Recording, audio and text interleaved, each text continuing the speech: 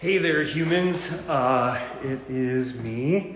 Just wanted to give you a little update on the rumor mill in the market and then the market and all of that kind of business stuff that I haven't done a post on for a while. I get the same questions over and over again. So just kind of want to chat about the yin and the yang in this market, right? So obviously Q1 winter market, low inventory. That just is what it is, right? We did have that hyper market, that big surge because everybody was trying to beat out the interest rates. Did it work for everybody? No, because there's a lot of competition, low inventory that we have every year at that time. It's still abnormally low, but still like in percentages and comparisons to a regular market, that percentage low on inventory was standard. Sorry about that. Anyways, so that's the first piece, that frenzy, that craziness. I do see that tempering down. I do see agents that are not doing their best to coach their clients dropping out of contract once they get under contract. With the frenzy, I just got a call from an agent yesterday on that situation where it was a bidding war. They had a couple of viable offers and somebody not working in the pro zone bailed before earnest money was submitted. So very interesting there. Really tells you what you really need to be doing when you're listing to have an agent that's really vesting those offers and you're not just going towards the one that is the highest number. You really need to vest those offers, really understand the buyer situation to make sure the deal goes through. As far as the buyer situation goes, and unique things I'm seeing in the market, in the Highlands, Sunnyside area, these duplexes that have been crazy bidding wars for the last couple of months, I saw about 8 of them with $100,000 price adjustment this last week. So what's happening in the market? Those high dollar properties that have low square footage are starting to see some impact with the interest rates, with demand, with market exhaustion, where people are sick of fighting at that price point. Because in the, let's say the $1.2, $1.3 million zone in certain neighborhoods have gotten incredibly competitive. We're talking about, people bidding $200,000, $300,000 above list on those. And people are commenting on, where are they getting the money? What's going on? Why are we competing against cash? And it's not California. It's not some magical unicorn pumping cash into the Denver market and screwing over buyers.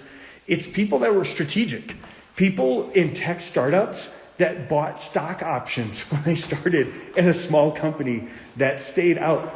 Most investors are coaching those people that have stock options to liquidate and diversify their portfolio. So diversification of portfolios isn't California taking advantage of the market. It's diversification of portfolios. So anyways, it's not every single buyer.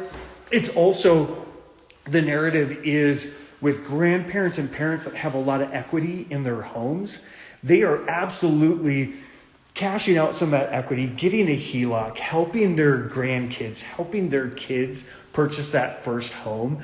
Because even in this competitive market, if you are currently renting or people that are renting, I guarantee you this situation is you are investing 20, 25, some people are investing $30,000 a year in rent. That is an investment with a $0 return. So grandparents and parents are cashing out that equity in their current homes to help their kids purchase. So it isn't California is ruining the Denver market. It has nothing to do with California. There's just diversifying assets, diversifying investments, accessing equity to help people out in that situation. There are still people purchasing homes with no offers under list. I am walking through this property right now that I got under contract for $50,000 under list. With a full inspection, no bidding wars, none of that drama. And there are plenty of opportunities out there.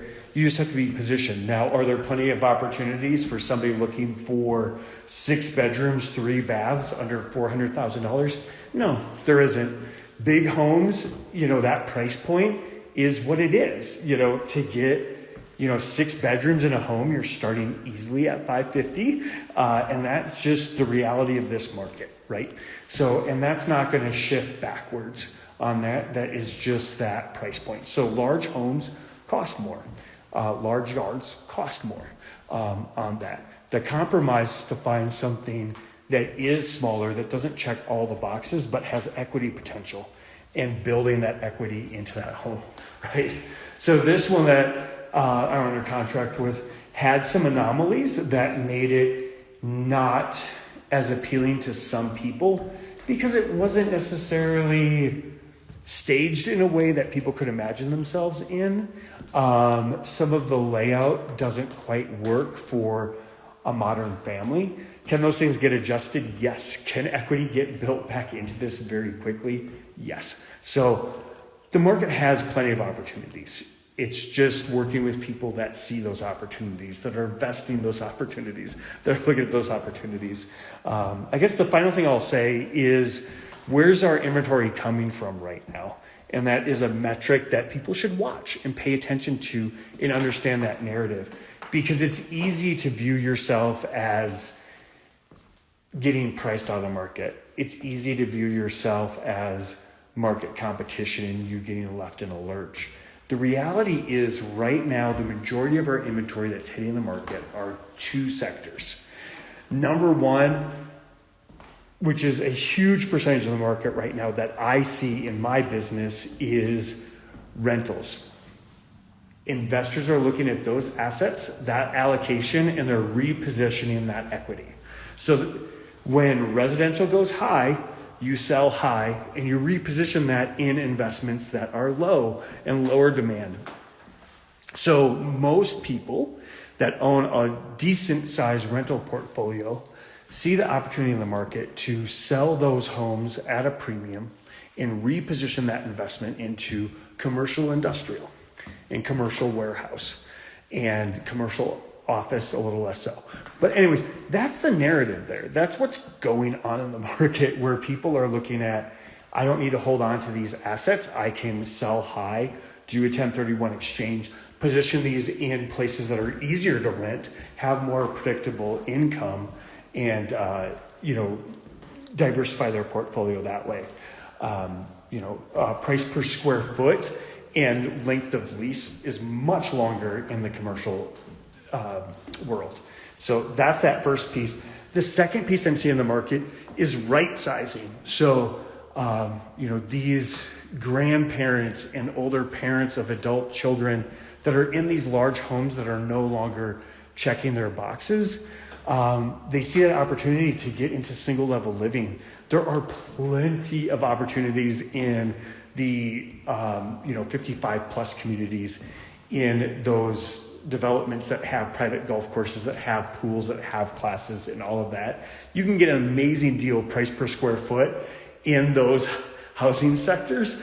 And people over 55 that are looking at retirement and looking at long game say, hey, this makes sense, sell high, pay cash there, not being tied into interest rates, all of that. So anyways, that is just what I'm seeing in the market. That's my struggle bus. That's what I keep on telling people over and over again. So I just wanted to put it to video, share it to y'all. Hopefully you can share it to your people. Have them reach out to me, because the market is a pro market, not a, hey, my cousin's best friend just got their license, give them a shot kind of thing. It's just not that market. You really need to know what you're doing. You really know how to strategize. You really need to have that vested portfolio of successful transactions to really sell your offer to that next client, or that next purchase, or that listing agent, or that narrative there, right?